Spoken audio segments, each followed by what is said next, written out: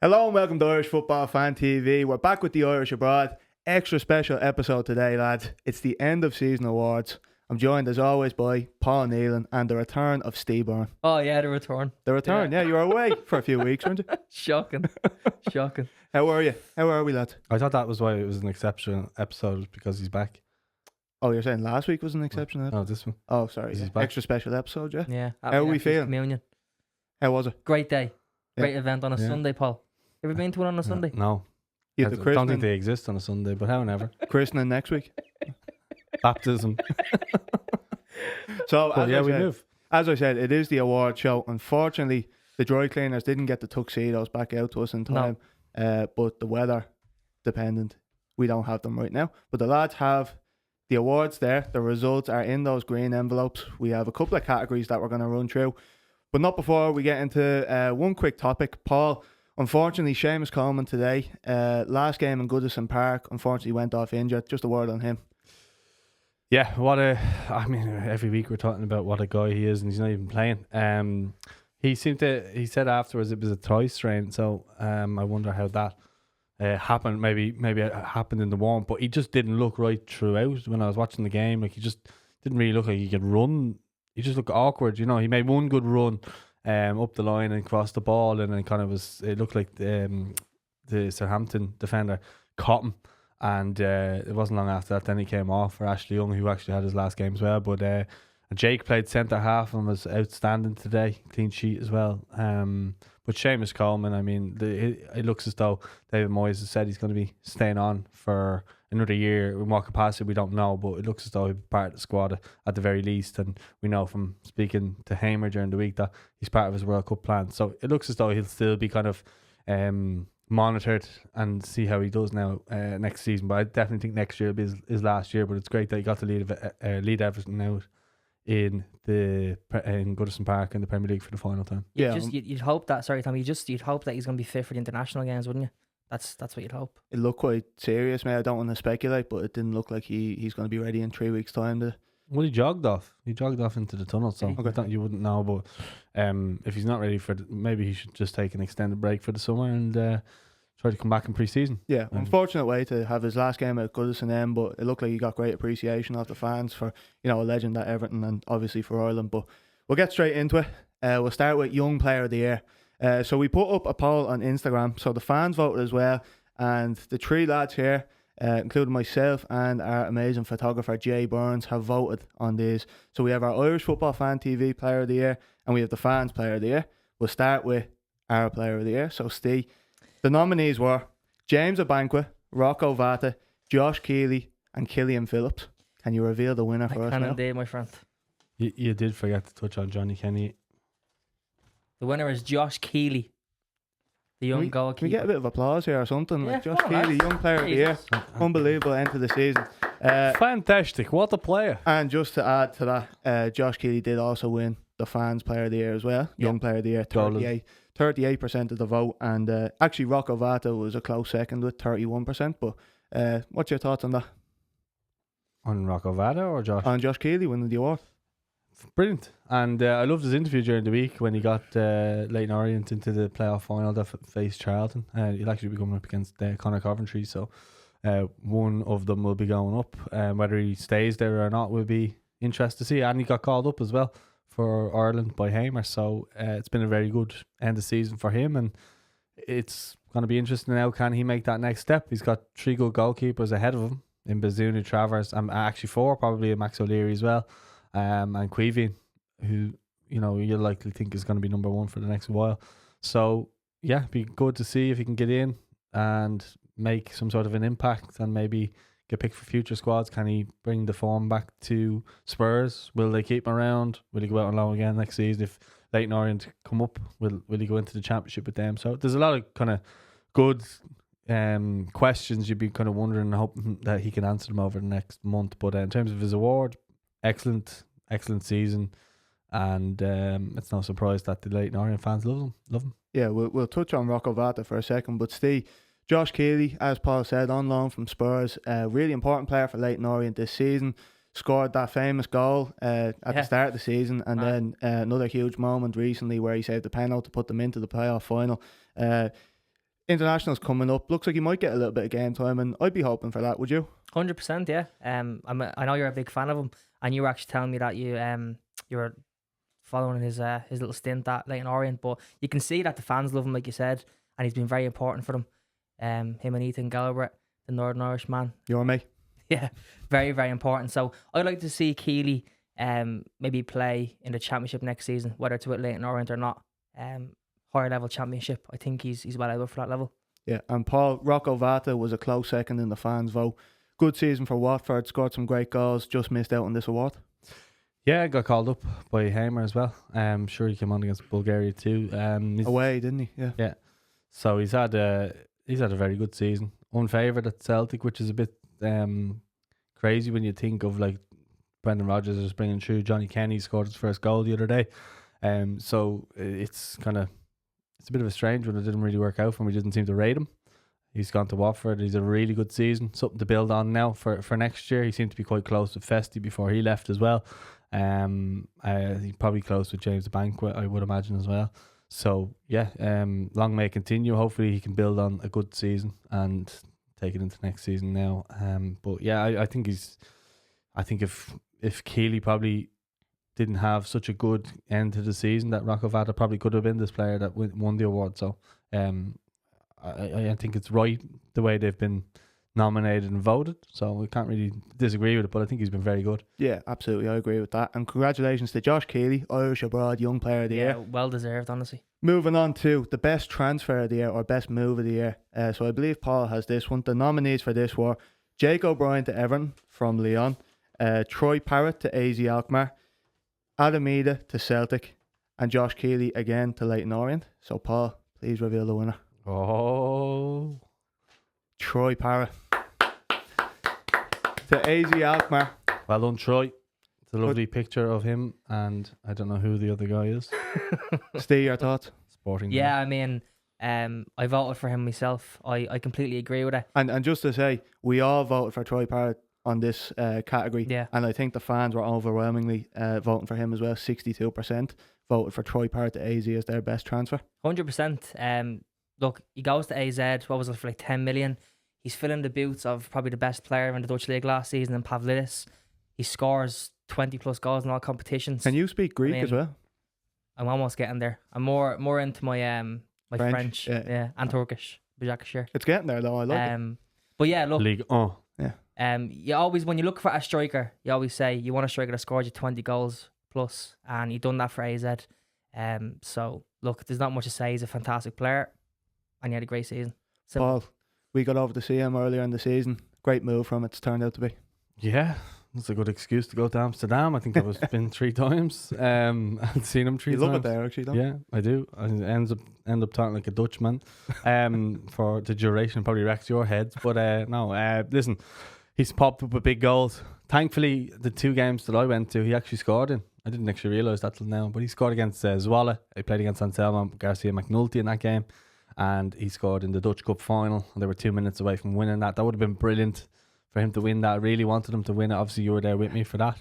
That was heartbreaking in a sense. But overall, I mean, you think of his contributions in Europe, his goals, the 4 goals in one game.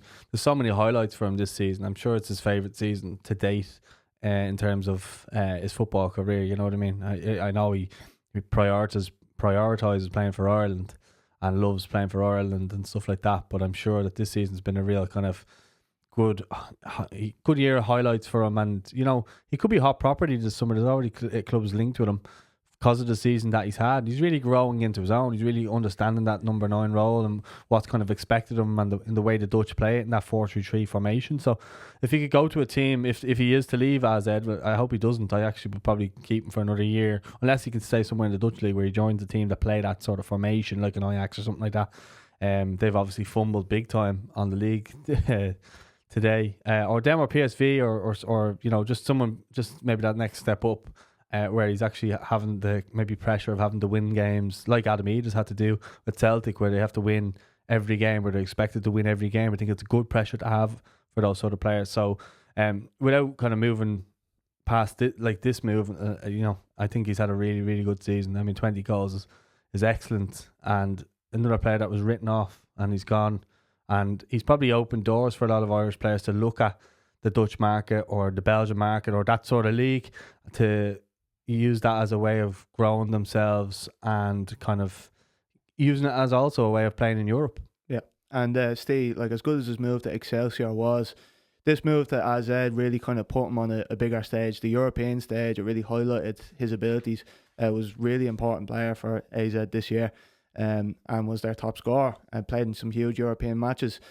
Paul touched on it there. Do you see him moving on this year? I know we had a big debate about Caoimhin Kelleher a few weeks ago going to Leeds United. He's also linked there. Do you see that or somewhere else, or would you rather him stay? I don't want to see him leave Europe anyways and go play for a newly promoted team. I think he's at a different level than that.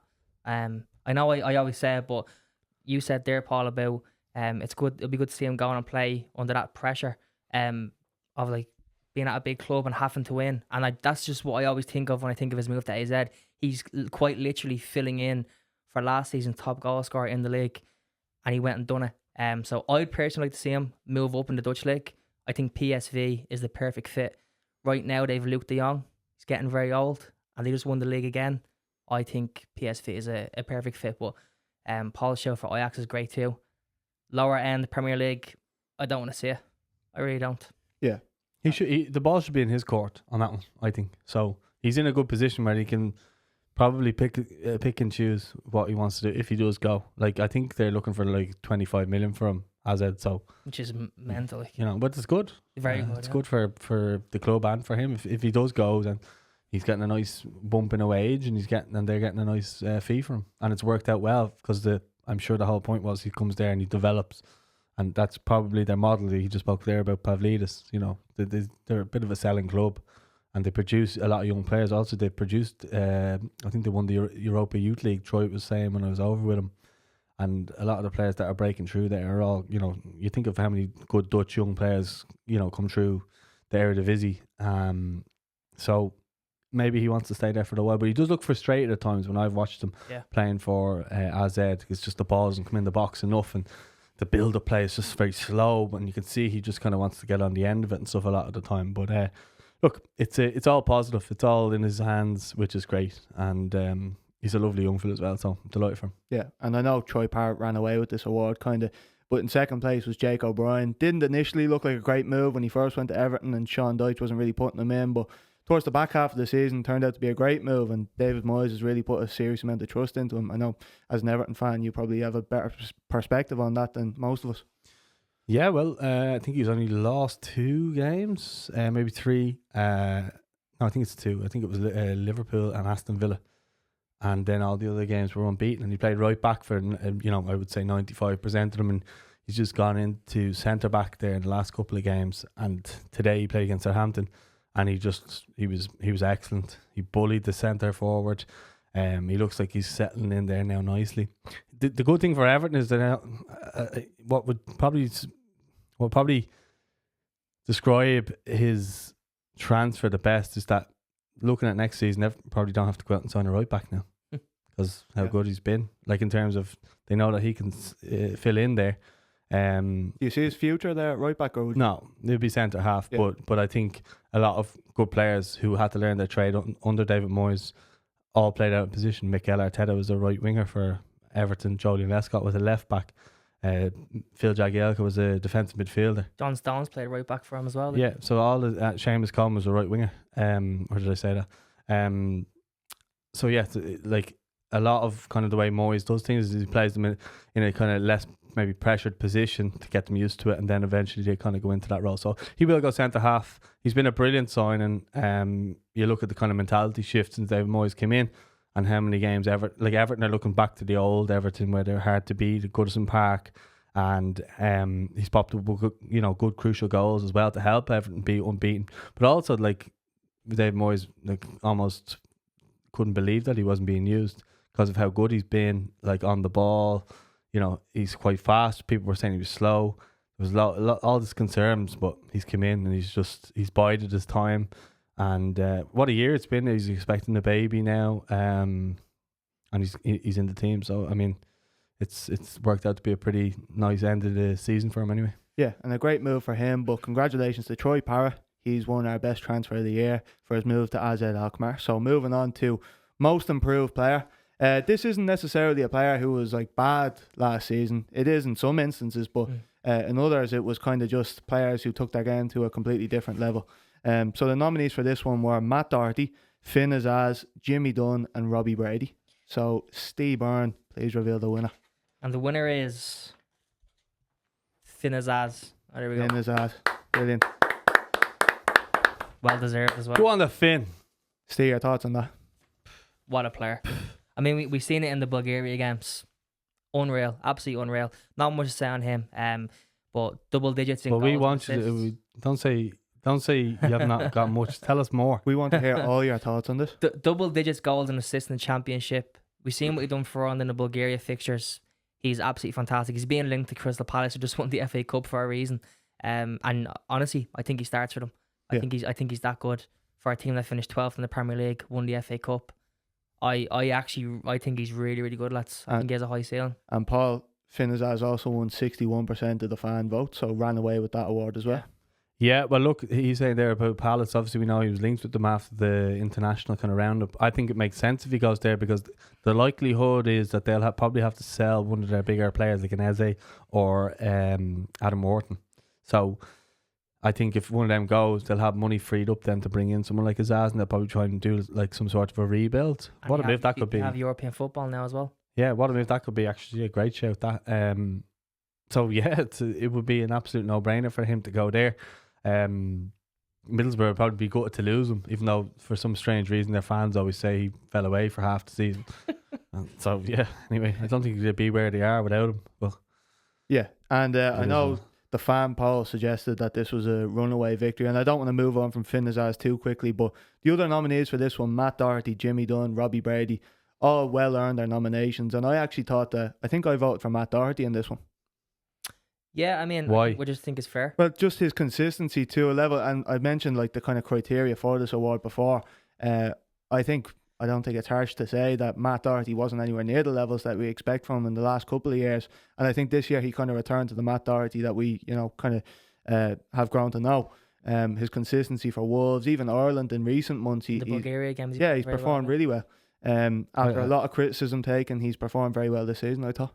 yeah, I was only asking why to let you have a chance of speaking. That's all. Sorry, you were going to say something, Steve. No, I wasn't.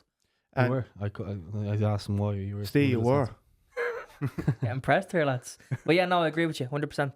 And Jimmy Dunn, another great season. He's really stepped up his game this year. Yeah, the loud Cafu, apparently. But listen, to your point about Doherty, I totally agree with you. I just wanted you to kind of have your say on him. I would probably. Did I vote for Finn Azaz? We voted for Finn Azaz as well, yeah. So. Oh, okay. But yeah, look, I think all of them. Robbie Brady, not so much for me. I think he's had a good season, but I would expect probably more so for Ireland. Robbie Brady, improved performances coming back into the squad. Yeah. Well, I think he silenced a few doubters, but I think Doherty's been more impressive in that regard, and especially at club level. Yeah, and like he helped Wolves stay up in the end. You know what I mean? And he's kind of gone into a more central role. I think that's something that maybe Hamer can look at too. And then Jimmy Dunn, he was voted, I think, the fans player of the year or players and supporters player of the year. He won both. So that says enough about him. He's a free agent this summer. It'd be interesting to see where he ends up. But I like him. He seems like he did that press conference. Seemed like a funny guy. He's a likable guy, and he seems to be very liked at the clubs that he's been at previously. So I think Burnley and QPR. So I think he'll get a move. And just Finn Azaz. I think he's that creative player that we've been really looking out for now. If he gets a Premier League move and does well, Palace are always a club that have these sort of players, these kind of mercurial sort of players. Your Eze, Zahas, you always think kind of flair players that play. Balassi, yeah. Yeah, Michael Elise, who went to Bayern. You got him from Reading as well, so they do buy from lower clubs. Wilf Zaha. Yeah, I said him. But Mark Guay's like a decent player playing. So they've had good players at Palace, like, do you know what I mean? So I think when you, why are you laughing at? Because he just repeated what you said. Funny. So yeah, but sorry, back to my point is that, like, I think when you look at Palace, you always think of those sort of players. So I think Azaz could be a really good player there when you think of, if you're kind of putting him into that sort of box of Zaha and Eze, Elise, all these sort of players, creative flair players, and Wharton as well. Like he ran the game yesterday. Yeah, you know what I mean. They won't hold on to him. Real Madrid are looking at him. City are looking at him. Liverpool are looking at him. So he'll probably go, and then there'll be money there to spend, and he'll come in there now. I think it could be a good move, and fair play to him, because he was doubted when he left Plymouth, and then he went to Middlesbrough for next to nothing. I think it was like 2 million off Villa. Yeah, it's madness. And Azaz was probably an example of a player who wasn't necessarily bad at Plymouth or Villa. It was just he took his game to a completely new level this season and was arguably one of the best players in the Championship this Every year. time he's raised the level of competition and level that he's playing at, he's like rose up to it. Yeah, risen with it. Yeah, absolutely. Well deserved award, and congratulations to Finn Azaz, Most Improved Player of the Year at Irish Football Fan TV. Now, on to the big one, Player of the Year. And correct me if I'm wrong, Paul, you're going to be doing a couple of these awards on the women's side of things with Olivia O'Toole next time you get to talk to her. So look out for that as well. But Player of the Year, Men's Player of the Year, the Irish abroad, the nominees are Troy Parrott, Adam Ida, Finn Azaz, and Nathan Collins. Paul, please reveal the award. Troy Parrott is your winner, your Irish Football Fan TV Player of the Year. Parrott Fan TV. What a photo. And we live up to our name, lads. It is. Listen, we just spoke about there how good he's been, but like, well deserved. And you talk about Adam Ida at second place, who, because we've already kind of touched on Troy already, we might just kind of skip straight to Adam Ida. The way he's finished at the end of the season, he could be just as much up there. You know what I mean? So he scored big goals in the Champions League as well. Finished the season quite strongly. Maybe if he had had maybe more starts, or he's doing more stuff from the start, a bit more dependable on him, like Troy has been dependent on for AZ, then you'd probably say that, you know. But look, I think it's brilliant. First time in years. We spoke about last week. 2 Irish players, 20 odd goals each. Love to see it. Long may it continue. Steve, and I believe you voted for Adam Ida actually in this award. Give me your reasoning for that. The reasons I voted for Adam was because a lot of his goals were off the bench. He didn't get near as much minutes, and he won trophies. But I mean, you can't really deny Troy. And I literally was going to make that point. Paul said AZ relied on Troy. Like if there's no Troy, they probably wouldn't even got top 10 at a push. But yeah, I mean, I can't really deny Troy. But for me, Ida, I don't know. He's my personal favourite in that Ireland squad. So. And he died. The fans did agree on this one. Troy Parrott got 60% of the fan vote on Instagram. Yeah. Interestingly, actually, Nathan Collins came second in the fans voting. What did he get? He was actually third. I think they're basing that off club form. Yeah, and to be fair, Nathan Collins, well deserved to be nominated. His performances for Brentford, the standard he set for himself was excellent at club level this year. And even Finn Azaz was quality, definitely deserved a shout for this one. But I did vote for Troy Parrott over Adam Ida. I just think that, like Paul kind of touched on it already, he was kind of the focal point for AZ, whereas Adam Ida was kind of a bit part player at times during the season, it has to be said. Like, he did rack up a ton of goals, especially towards the end of the season, and I'm not taking that away from him. He was brilliant, and even for Ireland I thought he was very good. I just thought that AZ relied on Troy Parrott more than Celtic probably relied on Adam Ida. And I don't know if I get hammered for this, but probably at a slightly higher level as well in the Dutch league. Yeah, in the Dutch league. No, I disagree with the higher level. I agree with that. I disagree with the higher level. Adam Ida did it in Champions League, and Troy did it in the Europa League as well, so you got to take that into consideration. But like, I suppose at domestic level, I mean, the Dutch league maybe slightly better than the Scottish league. Yeah, I'd agree with that. I don't know, to be honest with you. It's picking hairs, but I do think you could get hammered for that one. Right. I've Steve to back me up, so that's the main thing. Anyway, I did vote for Troy Parrott. Tons of goals this season, been brilliant in the Europa League, at domestic level in the league. Been AZ's probably best player. Great to get the chance to go over and watch him in the cup final. And it was actually I see him score. Yeah, and it was only really when he went off that things kind of started to unravel for AZ in that match. So then their next striker was I can't repeat what he is. Awful. Yeah, no, not great. And that's exactly the point. That's what Parrott. I mean, it was levels when Troy was on compared to this guy. Yeah, like he's completely. Just like, although he did score a banging bicycle kick the next week. Oh, the backup striker. The backup Really? In the league, yeah. Right, he might be up for nominations next year if he declares for Ireland. But Troy Parrott, well deserved this year. 60% of the fan vote and the Irish Football Fan TV. Yeah. Men's Player of the Year this season. Moving on to a contentious one, actually. There was fierce debate in the group chat on this one. Tell them what really happened. There was a war in the WhatsApp group. Yeah, there was a bit of a war, to be fair, in the WhatsApp Contentious is group. the wrong word. So me and Steve were kind of sat in work coming up with ideas for these awards, and we sent in nominations for the Ireland Player of the Year. So basically, based on performance for Ireland, the Ireland men's team, not just at club level. And we sent in a couple of nominations. I think we said Dara O'Shea, Josh Cullen. I think we said Evan Ferguson, and Paul. It's safe to Evan say. wasn't in there. No, Evan wasn't in there. Did we It not was put him in? Jason Knight, Yeah. Dara O'Shea, Yeah. Cullen, Cullen. and Jason Knight. Was it Finn Azad? No. Troy Parrott, I think you put in. Maybe No, Troy. it wasn't Troy. I can't remember anyway, but safe to say Paul was not happy in the slightest with the nominations that we put in. And you It had was Robbie Brady, I think. maybe it was Robbie Brady actually. It Yeah. was, yeah. As I said, I just asked what the criteria was. so the criteria was performances for Ireland. You know, in an Ireland shirt, not at club level, not anything else, just for Ireland. Paul had two shouts. Paul said Nathan Collins and Caoimhin Kelleher, and me and Steve disagreed with that big time. So Paul, I'll give you the chance now. What did you think? You declined to even entertain more so.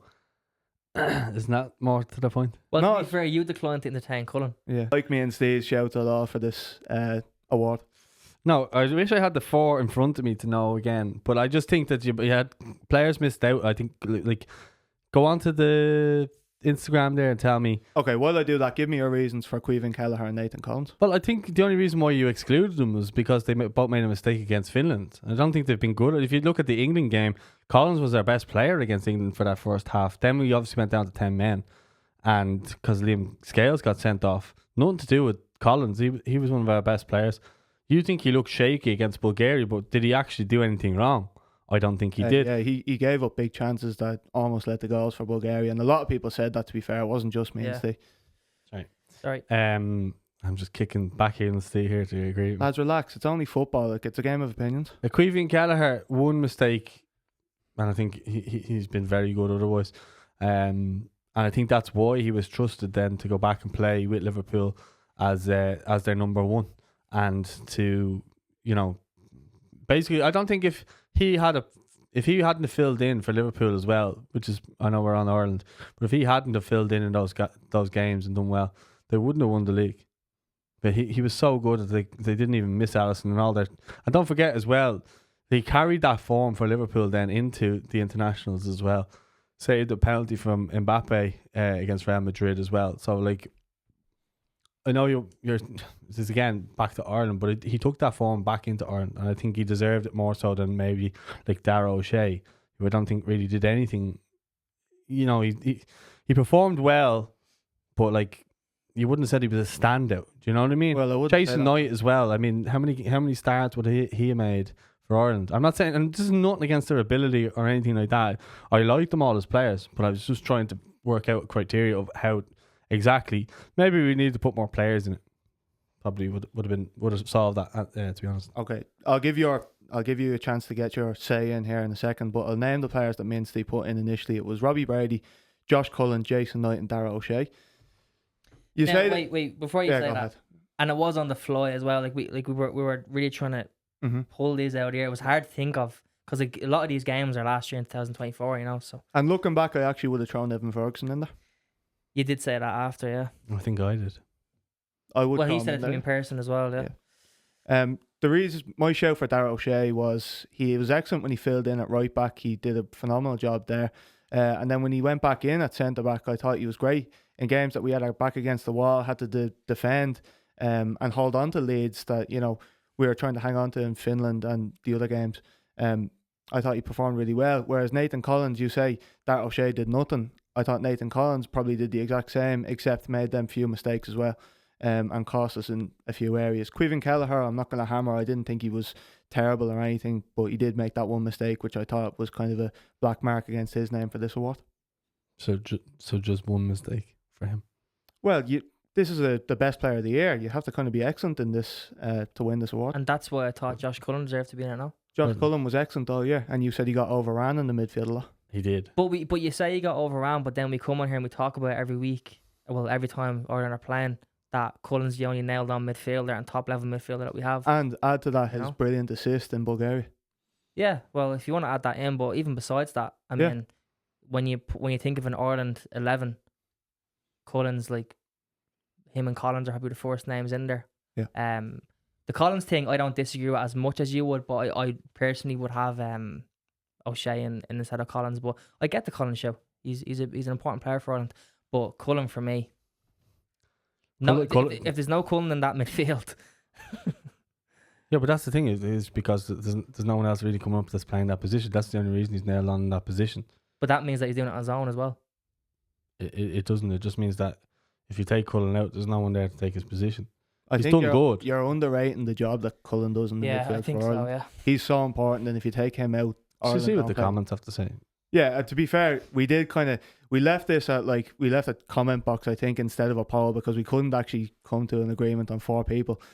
So we'll actually just leave this for the comments because we'll be debating here for hours. I just think it's a I don't know. I don't agree with the whole point of that Cullen gets overrun in midfield, especially in where a lot of games we're struggling to have possession of the ball, and Cullen's our only like top level central midfielder. That's why we were screaming to try John Patrick Finn in there beside him to give him a bit of help, you know. Instead of him. With him. No, not instead. You wouldn't drop Cullen for John Patrick Finn. He's played less than 20 professional games. Come on. Yeah, but how are you going to see if he's going to be able to make the mark? Put him in beside him. him. Why would you do that? We don't play like that. What? We play players further up. Where's Cullen's this unbelievable defensive midfielder. So the players that play in front of him are Jason Knight and someone else normally. Yeah, but Finn Azaz or something like Jason Knight is an attacking midfielder. Yeah. For Ireland. that. He's a bitch. He's not an attacking midfielder. for Yeah, Ireland. he's box to box. But And Cullen's that's what supposed to be John one that Patrick Finn would sits. Cullen's supposed to be the one that sits. Yeah. Yeah. What position does he play for Rhymes? Who? Patrick Finn. He's the holding midfielder. We've come to a standstill in this one, to be fair, lads. Paul says Collins. Yeah. Kelleher, I'm going to go. Kelleher. Steve says, Cullen. I say Darragh O'Shea. Okay. So that Now, to there be are honest, awards for. I don't think Keller is as mad of a show as what we kind of are making out here. I think Collins is a that's- way worse show than Kelleher. You've picked Darragh O'Shea though, but You picked Nathan Collins. I just picked Kelleher. He picked I'm saying why wasn't Collins considered when I said it originally. Just because of the mistakes he made, and he looked a bit shaky. And it was Mistake. kind of- no, mistakes, to be fair. Like, this isn't just me and Steve in a kind of vacuum saying this. This was a Okay, wide well, discussion leave it to after. the comments. Look, we've got 3 different answers anyway, so there's Yeah. no point in going Yeah, aiming and like hard. I've said again, we're come to a standstill on this one. We're not going to change Paul's mind. He's stubborn on this No. one, so we'll leave it at that on that one. So that does it for the awards. Anything else you'd like to touch on before we wrap this up? Josh Paul, Cullen's a I have baller. one more question. Why do you hate me and Steve? Chris Rock over here. I'm going to have to go all Will Smith on him soon. No, you did a good job there presenting the awards, and it was good fun. It's been a mad kind of season. It's been the best season in years, I would say, you know, for in terms of Irish players and Positive, and wins, you know, in terms of at international level. Hey, one question I'll ask is both. Is so far, has Hamer been a success? I think definitely, yeah. I think the one thing we asked from whoever the new manager was going to be is just win the games you're supposed to win. Mm-hmm. And he's done that. He's really done that. You know, no one was expecting Stephen Kenny to go and win games against France, against England, against Spain or whatever. And to be fair, Hamer didn't do that. We went to Wembley and did get hammered. We lost at home to England. No one's asked them to go and do that. We just say put up a fight and win the games you're supposed to win. And I think we have done that. And I think there has been positive signs. I think as each game goes on, we've played better and better. I think there's definitely a style that you can see being implemented, and I think things are looking bright for the future. And I love the confidence. I know some people have criticised him for it.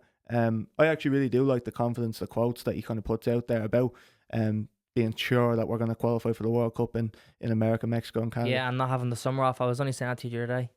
Did you book your holiday? No. Sorry. No. Cool. But yeah, no, 100% I agree with you. And I know you've said it as well, Paul. You can kind of see that we have kind of a system being built around Troy Parrott, similar to the AZ style of play. So you can definitely see the way he's going with that.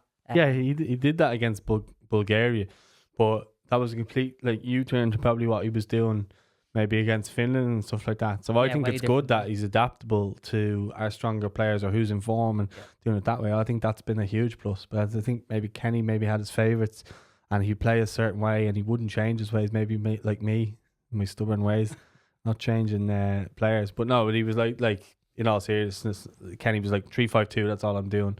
And then kind of using wing backs and stuff like that. Whereas Steve's saying there, like we had two out and out wingers up high with Troy, and then Finn Azaz was like the player playing off Troy, which is exactly like he would with AZ. So it kind of made it like club.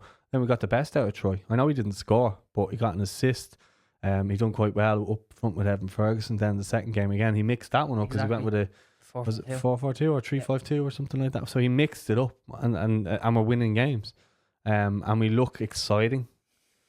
So yeah, like for me, so far so good. I was gonna do my own video on whether he was successful or not, but I don't really need to now because we've kind of touched on it. But I think, yeah, I really like what I'm seeing so far.